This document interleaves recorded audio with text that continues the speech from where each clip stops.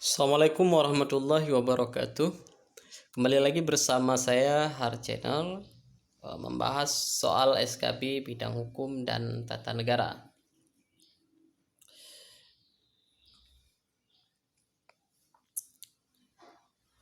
Baik, sebelum kita bahas ke soal pertama hingga 10, terlebih dahulu teman-teman menekan tombol subscribe, kemudian jangan lupa menekan tombol loncengnya. Baik, kita lanjutkan ke soal nomor 1.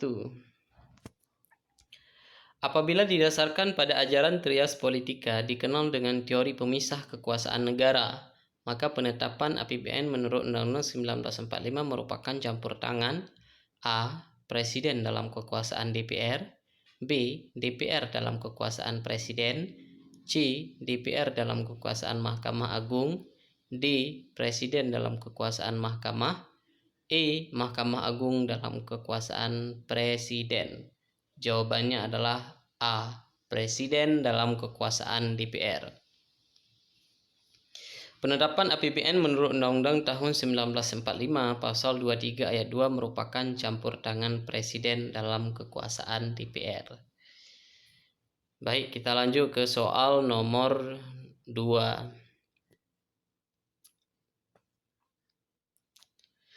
Partai politik berfungsi untuk menyalurkan pendapat dan aspirasi masyarakat. Merupakan fungsi partai politik sebagai sarana A. Sosialisasi politik, B. Komunikasi politik, C. Rekrutmen politik, D. Pengatur konflik, E. Pembentuk politik.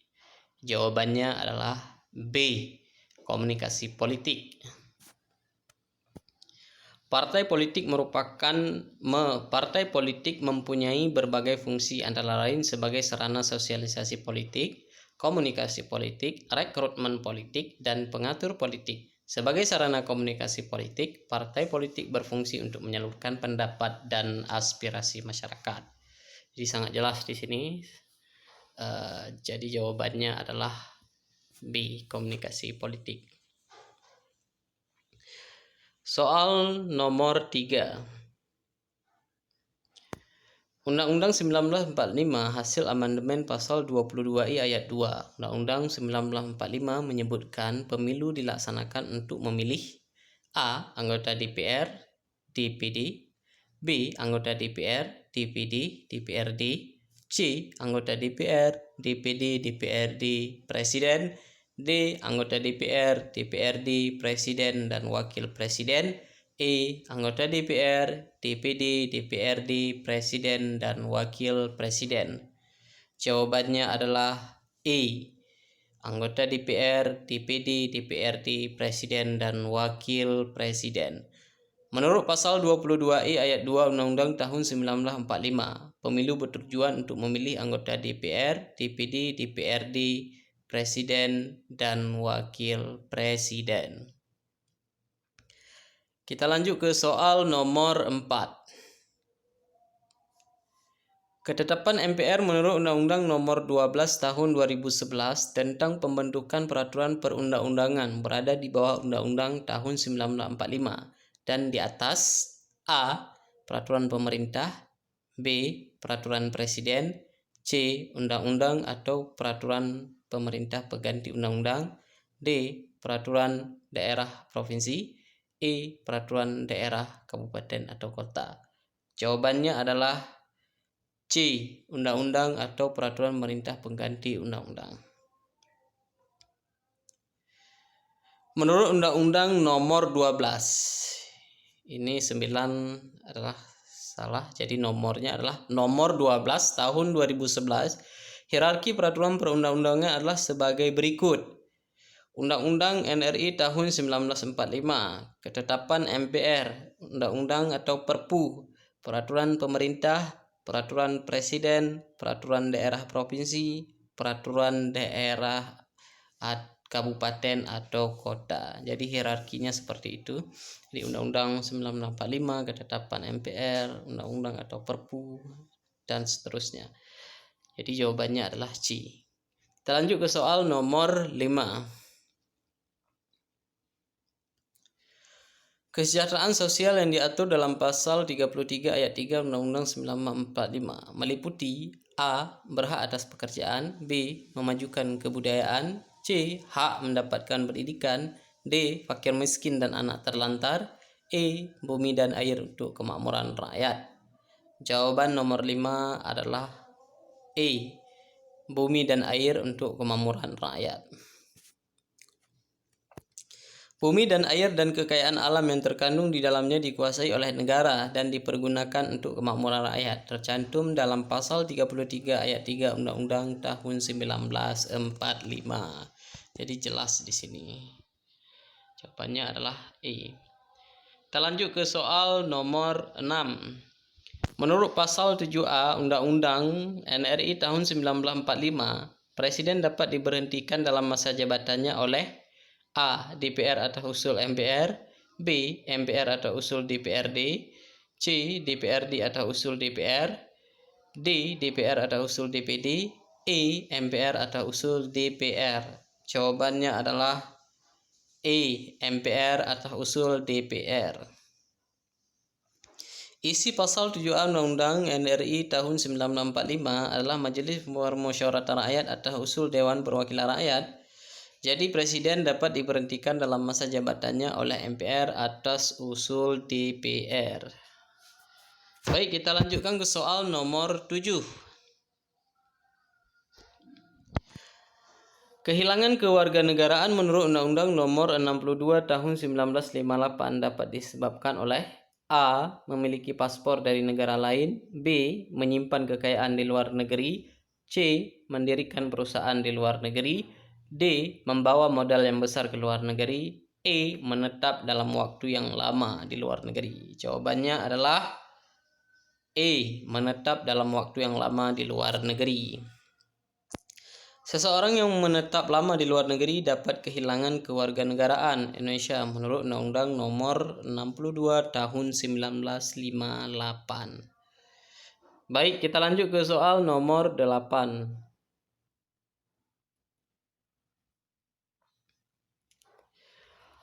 Proklamasi Indonesia merupakan kemenangan bangsa Indonesia atas penjajahan. Kemenangan ini merupakan milik semua rakyat Indonesia, bukan hanya tokoh-tokoh pendiri bangsa.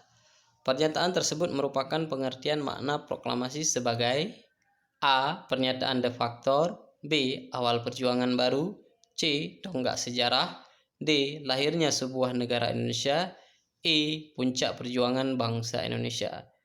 Jawabannya adalah E. Puncak perjuangan bangsa Indonesia.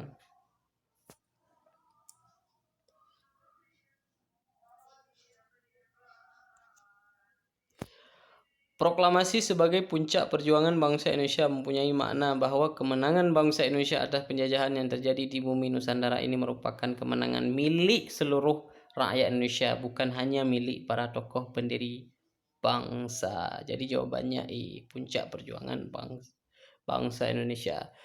Baik, kita lanjutkan ke soal nomor 9.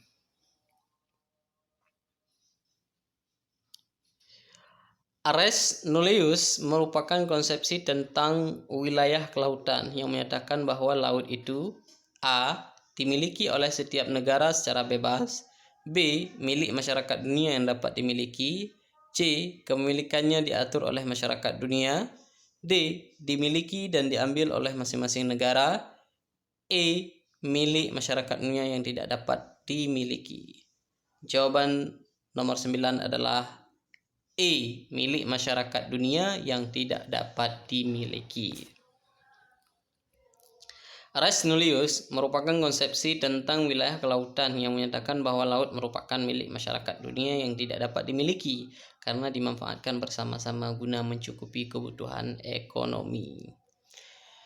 Baik, kita lanjut ke soal nomor 10.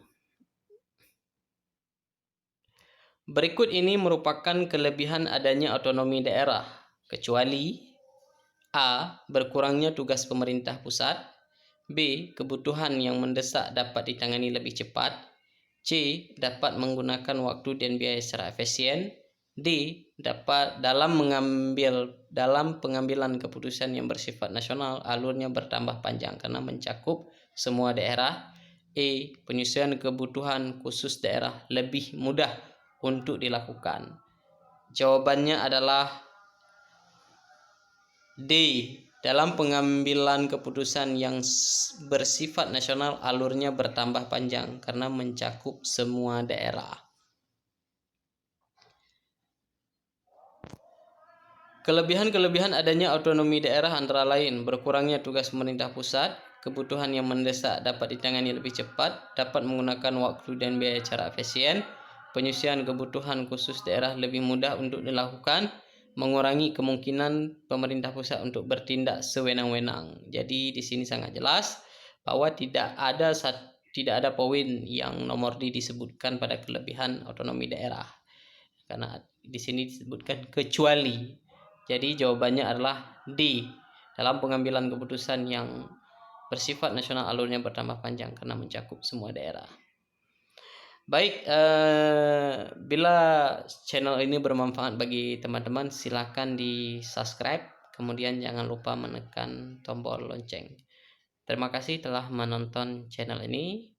Saya akhiri. Assalamualaikum warahmatullahi wabarakatuh.